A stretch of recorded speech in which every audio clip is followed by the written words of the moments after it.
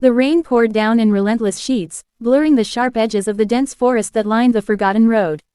Striking lightning illuminated the sky, casting a pale, ghostly glow over the jagged silhouette of Blackwood Manor. For decades, the locals had spoken of this place only in hushed whispers, warning travelers never to step foot near its rotting iron gates. But tonight, Silas had no choice. Silas was a man driven by logic, or perhaps, desperation. As an investigative journalist whose career was on the verge of ruin, the rumors of the Viren Haveli, as the old Eastern immigrants in the nearby village called it, were his last hope. They said anyone who entered after sunset never returned the same. They said the mansion breathed. He stepped out of his stalled car, the mud pulling at his boots like desperate hands trying to drag him into the earth. Holding a flickering flashlight in one hand and his heavy leather journal in the other, he approached the towering iron gates. The metal was rusted, covered in thorny vines that looked like barbed wire. With a loud, agonizing screech that echoed through the empty woods, the gate swung open on its own, as if welcoming its long-awaited guest. Silas froze, his heart hammering against his ribs. Just the wind, he muttered to himself, though the air was heavy and completely still between the bursts of the storm. He walked up the winding stone pathway, flanked by dead, weeping willow trees that scratched against each other in the breeze. The mansion loomed over him, a massive three-story structure of blackened stone and shattered glass. Its architecture was a disturbing mix of Gothic arches and ancient Eastern designs, making it look like a displaced monster in the middle of nowhere. As he reached the grand wooden double doors, he noticed something strange. Despite the years of abandonment, the brass doorknob was polished and gleamed under his flashlight. He hesitated, his hand hovering over the cold metal. Every instinct in his body screamed at him to turn back, to run to the safety of the main highway. But the hunger for the truth, and the need to survive the storm, pushed him forward. He turned the knob. The heavy door groaned open, revealing a yawning abyss of darkness inside. "Hello," Silas called out, his voice swallowed instantly by the vast emptiness of the grand hall. The only response was the steady, rhythmic dripping of water somewhere deep within the house, sounding unnervingly like a slow, beating heart. Silas stepped inside, and the moment his boots cleared the threshold, the massive wooden doors slammed shut behind him with the force of a thunderclap. The lock clicked. He was trapped. The darkness inside the grand hall felt heavy, almost suffocating. Silas spun around, his heart pounding violently against his chest as he threw his weight against the massive wooden doors. He grabbed the brass knob and twisted it with all his strength, but it wouldn't budge. The mechanism felt completely dead, frozen solid as if it had been welded shut into the stone frame. "Hey, is anyone there?" Silas shouted, slamming his fist against the damp wood. His voice bounced off the high, vaulted ceilings, echoing back to him in a distorted, mocking tone. No one answered. The only sound was the muffled roar of the thunderstorm outside and that same, agonizingly slow drip, drip, drip, coming from the depths of the mansion. Silas took a deep, shaky breath, forcing his logical mind to take control. He was an investigative journalist. He had faced dangerous situations before. There had to be a back door, a low window, or a servant's entrance. He just needed to find a way out before morning. He turned around and raised his flashlight. The beam cut through the thick layer of dust dancing in the air, revealing a spectacular yet decaying interior. A grand, sweeping staircase made of dark, rotted mahogany split into two flights leading to the upper gallery. Faded, tattered portraits hung along the walls, their frames tilted at awkward angles. Silas walked closer to one of the paintings. He wiped away a thick layer of cobwebs with the sleeve of his jacket to reveal the face of a man. The man in the portrait wore an old-fashioned, aristocratic Eastern outfit, his eyes incredibly sharp and cold. It felt as though those painted eyes were tracking Silas's movements. A small brass plaque at the bottom of the frame read, Thakur Vikram Singh 1888. "So you were the master of this, Viren Haveli," Silas whispered, his voice trembling slightly. According to the local archives he had dug up before coming here, the mansion was built in the late 19th century by an eccentric nobleman who had traveled the world. He had vanished mysteriously along with his entire family and all their servants in the winter of 1923. The police reports from that time mentioned no signs of a struggle, no blood, and no robbery. Food was left on the tables, fires were still burning in the hearths, but every single human soul had simply evaporated into thin air. After that, the government sealed the property, and the locals branded it as a cursed place. As Silas stared at the portrait, a sudden, ice-cold breeze swept through the grand hall. It didn't make sense, all the windows were shut and boarded up from the outside. The temperature in the room plummeted instantly, turning his breath into white plumes of mist. Then, his flashlight began to flicker. Blink, blink. No, no, no. Not now, Silas muttered, tapping the side of the metal casing. The light died completely, plunging him into absolute, terrifying darkness. In that pitch-black void, Silas heard something that made the hairs on the back of his neck stand up. It wasn't the wind, and it wasn't the rain. It was the distinct, rhythmic sound of heavy footsteps walking slowly across the floorboards directly above him. Thud, thud, thud. Silas stood frozen, holding his breath, listening intently. The footsteps stopped right at the top of the grand staircase. And then, through the silence of the dead mansion, a faint, weeping voice of a woman carried down the stairs, whispering a single word. Help. Silas hit his flashlight against his palm out of pure panic. The beam snapped back to life, casting a harsh glare up the staircase. The steps were empty, covered in undisturbed dust. There were no footprints. Shaking unconditionally, Silas realized that staying in the grand hall was not an option. He had to move, explore the ground floor, and find an exit before whatever was upstairs decided to come down.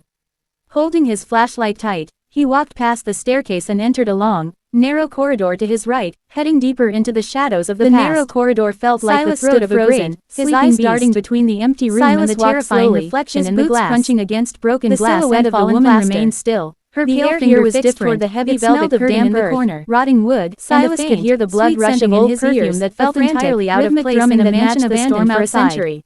Get a grip. He moved further down the hallway to himself. The sound of the storm outside began to fade, replaced by an eerie, it's an optical illusion. The dust, his flashlight beam darted from door to door, but logic was a poor shield in Blackwood Manor. He tried the handles of 3 different agonizing steps, but they were locked from the inside. From the piano, keeping his eyes on the glass. A sound echoed from the end of the corridor. The reflection didn't move. Silas stopped dead in his tracks. And, with a sudden burst of desperate courage, melancholic notes of a piano were drifting through the velvet fabric lay a door entirely different from the others. An old classical tune that carried a deep sense of sorrow, reinforced with heavy bolts and etched with strange, the notes rising and falling in a rhythmic pattern that seemed to vibrate through the floorboards beneath Silas's feet. In the center of the door was a massive brass padlock, shaped like a coiled serpent. A cold sweat breaking out on his forehead. Like a door meant to keep people out, no electricity, and more like a barrier meant to keep someone in. Driven by a mixture of terrifying dread and investigative curiosity, he followed the sound. Rusted iron key was sitting right on the floorboards, guiding him toward a pair of frosted glass double doors at the very end of the hall.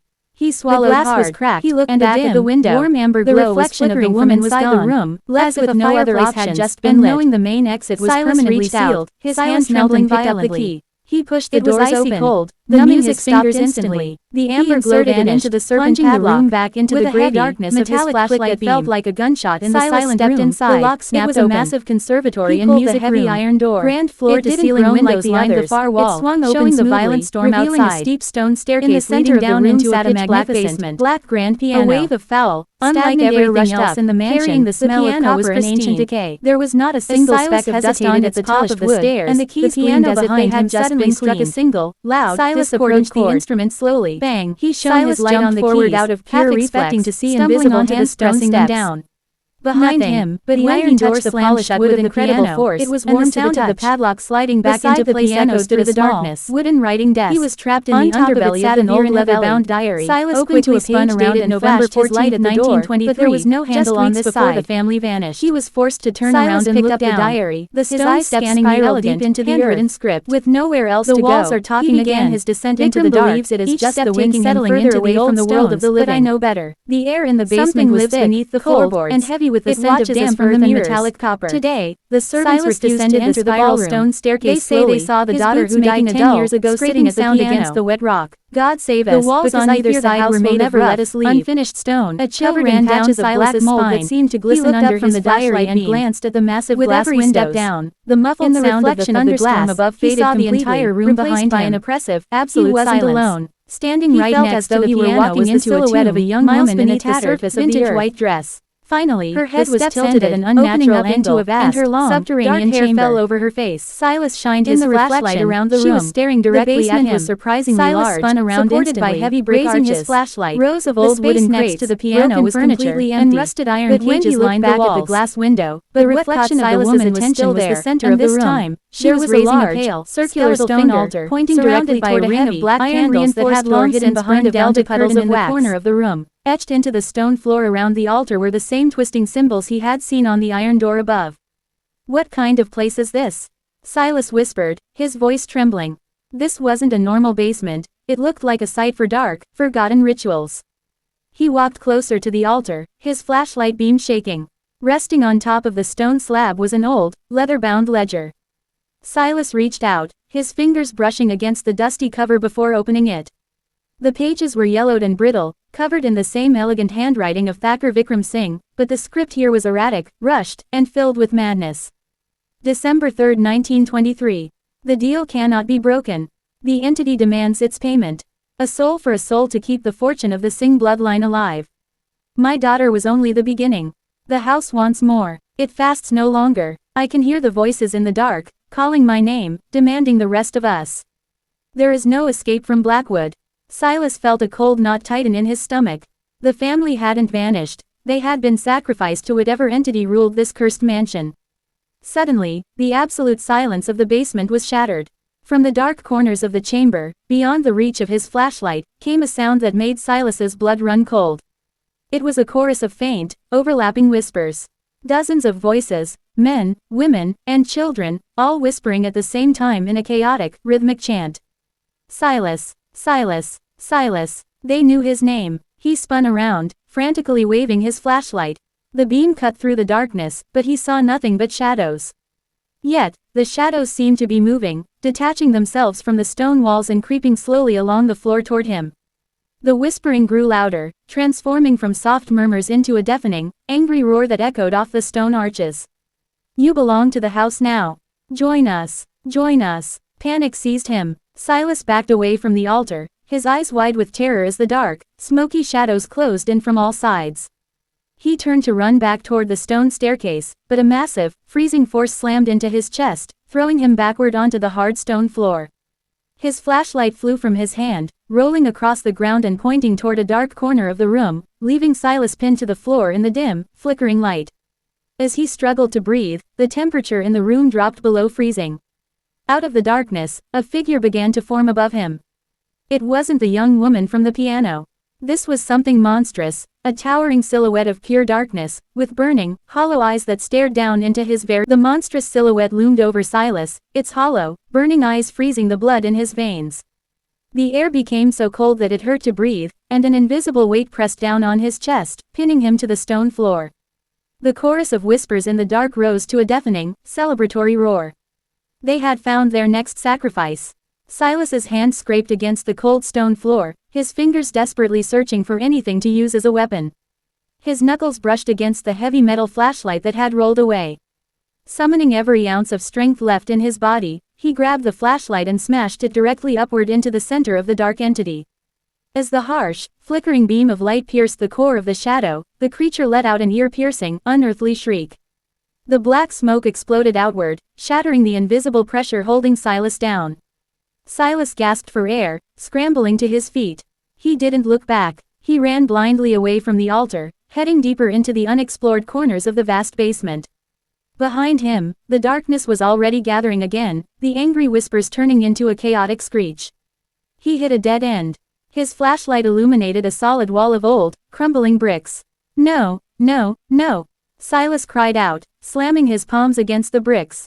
He was cornered. He could hear the heavy, rhythmic thumping of the entity moving toward him through the shadows. But as his hands pressed frantically against the wall, he felt a loose brick. He pushed it hard. With a loud, grinding noise, a hidden mechanism inside the wall clicked. A section of the brick wall swung inward, revealing a narrow, pitch-black tunnel just wide enough for a person to crawl through. Without hesitating, Silas threw himself into the opening and pulled the hidden brick door shut behind him. The heavy thuds outside stopped right against the brick wall. Silas held his breath, trembling in the absolute darkness of the tunnel. For a long, agonizing minute, there was silence. Then, a furious scratching sound echoed from the other side of the bricks, followed by an angry hiss that faded away into the distance. He was safe, at least for a moment. Silas turned his flashlight on. The tunnel was damp and narrow, built with older, red bricks that looked different from the rest of the mansion. Cobwebs hung like thick curtains, brushing against his face as he began to crawl forward on his hands and knees. As he moved deeper into the secret passage, he noticed the ground began to slope upward. He was climbing back toward the upper floors of the mansion. After what felt like hours of crawling through the suffocating dirt, the tunnel finally ended at a small, wooden slatted door. Silas pushed against it gently. The door creaked open, and he stepped out, brushing the dust and cobwebs off his jacket. He looked around. He was no longer in the basement, nor was he in the grand hall. He was standing inside a dusty, forgotten library. Towering bookshelves lined the walls, filled with thousands of rotting, leather-bound volumes. A massive fireplace sat cold and empty on one side, and above it hung a giant, dust-covered mirror. As Silas stepped closer to the center of the room, he realized this library had no conventional doors or windows. It was a completely sealed room, hidden within the very heart of the Viren Haveli. And right in the middle of the floor sat a single, small wooden cradle, rocking slowly back and forth all by itself. The soft, rhythmic creaking of the wooden cradle echoed through the silent library. Creak, squeak, creak. Silas stood completely still, his flashlight beam trembling as it highlighted the small cradle rocking back and forth on the dusty floorboards. There was no wind in this sealed room. There was no physical hand pushing it. Silas swallowed the lump of fear in his throat and forced his feet to move forward. He had to know what was inside. With every step, the creaking sound felt louder, vibrating inside his skull. He reached the edge of the cradle and shone his light directly into it. It was empty. Only a yellowed, tattered baby blanket lay at the bottom, embroidered with the initials AS. Suddenly, the rocking stopped dead. The silence returned, heavier than before. Silas let out a breath he didn't realize he was holding, but before he could step back, a sound broke the stillness. It wasn't a whisper this time. It was the faint, muffled sound of a baby crying. The sound wasn't coming from the cradle. It was coming from behind him. Silas spun around, his flashlight cutting through the darkness of the library until the beam hit the massive, dust-covered mirror hanging above the fireplace. The crying was emanating directly from the glass. As he watched in horror, the thick layer of dust on the mirror began to clear away on its own, as if wiped by an invisible cloth. The dark, reflective surface rippled like water, and a scene began to form inside the glass. Silas wasn't looking at a reflection of the library. He was looking into the past. Inside the mirror, the library was pristine, illuminated by a roaring fire in the hearth. A woman, the same woman in the white vintage dress he had seen in the conservatory, was weeping bitterly, kneeling before Thakur Vikram Singh. The Thakur's face was cold, his eyes devoid of any human mercy. In his arms, he held a small bundle wrapped in a blanket. "Please, Vikram, no. Not our child. Do not give her to the dark," the woman screamed, her voice echoing clearly out of the mirror. "It is the only way, Gayatri," Vikram replied, his voice a chilling, hollow rasp. "The deal was struck before we built this house. The fortune requires a foundation of blood. If we do not give her to the entity beneath the stone, the house will consume us all." The scene shifted violently. The mirror showed Vikram dragging the child down the spiral stone steps into the basement altar, while Gayatri was locked inside this very library, screaming and pounding against the glass until her hands bled. The final image was of Gayatri, broken by grief, tying a rope to the heavy wooden chandelier above and ending her own life. The memory faded, the mirror rippled again, and suddenly, the glass turned pitch black. Silas backed away, horrified by the historical cruelty of the Viren Haveli. The Singh family hadn't just vanished, they had torn themselves apart in a desperate bid to satisfy a demonic entity. Then, a sharp crack echoed through the room. A deep fracture appeared in the center of the mirror. Crimson liquid, thick and smelling heavily of iron, began to ooze from the crack, pouring down the glass and dripping onto the stone fireplace. Crack, crack, crack, the mirror shattered into 1,000 pieces. But instead of falling to the ground, the shards of glass remained suspended in midair, floating like jagged teeth. From the black void where the mirror used to be, a pale, bloody hand reached out, grasping the edge of the stone mantelpiece. Gayatri's vengeful spirit was climbing out of the mirror, and her hollow, tear-stained eyes were locked directly onto Silas. The attic grew deathly quiet, save for the wind howling against the small arched window. Silas stared at the final words written by Thakur Vikram Singh. "Destroy the heart of the house in the master bedroom, or you will never leave." He knew what he had to do. The logic that had guided his entire career as a journalist was gone, replaced by a raw, primal urge to survive. He tucked the silk-wrapped diary into his jacket pocket, grabbed his flickering flashlight, and searched for a way out of the attic. In the far corner, a narrow wooden door led to a servant's staircase. Silas stepped through, descending quickly and quietly until he reached the second-floor corridor. Unlike the lower floors, this hallway was grander, lined with faded silk wallpaper and heavy velvet curtains. At the very end of the hall stood a set of towering double doors made of blackened oak, carved with terrifying images of weeping faces and twisting vines. This was the master bedroom. As Silas approached, the air grew incredibly dense, making every step feel like he was walking through water. The smell of copper and burnt sulfur returned, thicker than in the basement. He pushed the heavy oak doors open. The master bedroom was massive, frozen in a state of decayed luxury. A ruined canopy bed sat in the center, its silk curtains shredded. But what caught Silas's attention was the floor in front of the bed. The floorboards had been ripped open, revealing a pulsating, organic mass embedded deep within the foundations of the room.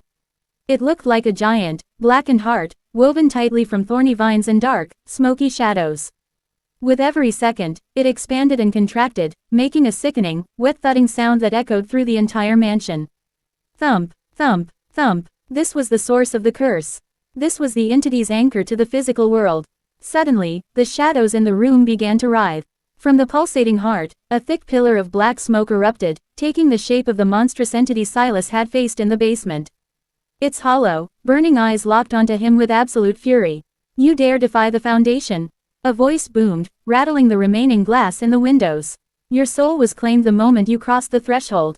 Silas backed away as a wave of freezing energy slammed into him, knocking him to his knees. The entity raised a smoky arm, and sharp wooden splinters from the broken furniture flew across the room like arrows. Silas threw his hands up to protect his face, screaming as a sharp piece of wood sliced open his forearm. Blood dripped onto the floorboards. The moment the blood touched the wood, the organic heart pulsated violently, drawing the liquid toward itself. It was hungry. Silas looked around frantically. Near the fireplace lay a heavy, iron fire poker. Ignoring the burning pain in his arm, he scrambled across the floor, dodging another wave of flying debris, and wrapped his fingers around the cold iron handle. "This ends tonight," Silas roared, channeling all his fear, anger, and desperation into one final action. He lunged forward, jumping over the torn floorboards, and drove the heavy iron spike directly into the center of the pulsating heart. An unearthly, deafening shriek tore through the mansion. The entity convulsed, its smoky form tearing apart as a bright, blinding white light began to leak out from the wound Silas had inflicted on the heart. Black, foul-smelling fluid sprayed across the room, burning Silas's skin, but he didn't let go. He twisted the iron poker deeper, breaking the thorny vines apart. The mansion began to shake violently, as if an earthquake were tearing it from its very roots. The walls cracked, and dust rained down from the ceiling. Silas was thrown backward by a sudden, powerful concussive blast as the heart of the house exploded into ash. Plunged into absolute darkness and surrounded by falling stones, Silas closed his eyes, bracing for the collapse of the entire estate. The deafening shriek of the entity faded into a long, agonizing moan that seemed to echo through the very stones of the mansion. The suffocating weight in the air lifted instantly. Silas lay on the trembling floorboards, his breath coming in ragged gasps, his hands covered in black ash and his own blood. Slowly, the violent shaking of the house stopped. The absolute, terrifying silence of Blackwood Manor returned, but it was different this time. The oppressive, heavy dread that had choked the estate for over a century was gone. The house felt vacant, empty, and finally, dead. Silas forced himself up, using the broken post of the canopy bed for support. His flashlight was shattered, but he didn't need it anymore. Through the cracked windows of the master bedroom, the dark storm clouds were breaking apart.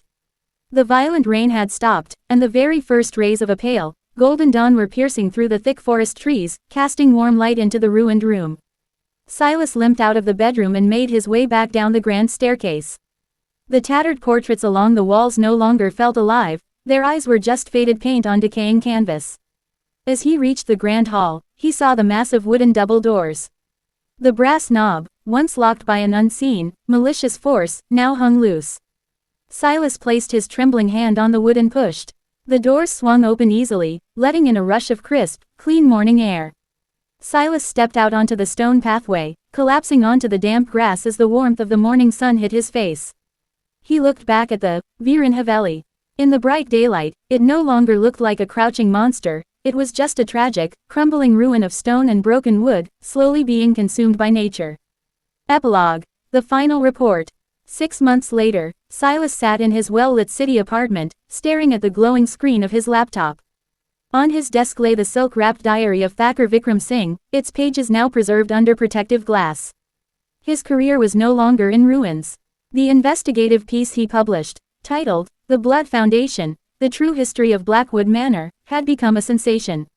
He hadn't written it as a cheap ghost story, he had documented the historical facts, the missing persons reports from 1923, and the dark truth of a family destroyed by their own greed. The government had officially cordoned off the property, declaring it a historical site, and plans were underway to demolish the ruins completely. Silas took a sip of his coffee and looked out the window at the busy city streets. He had survived, but he knew he would never truly leave that mansion behind. Every time he heard the rhythmic dripping of a faucet, or saw a flicker in a mirror out of the corner of his eye, his heart would skip a beat. He opened his leather journal to a fresh page and picked up his pen. He had shared the history of the Singh family with the world, but there was one final thought he needed to write down, a warning for anyone who believed that wealth and power could be bought at any price. He wrote the final lines, closing the chapter on the Viran Haveli forever. Some houses are built with brick and stone, others are built with secrets and blood. The fortune of Blackwood Manor is gone, buried beneath the ash of its own darkness. Let the forest reclaim the ruins, and let the dead finally sleep. For some doors, once opened, can never truly be shut.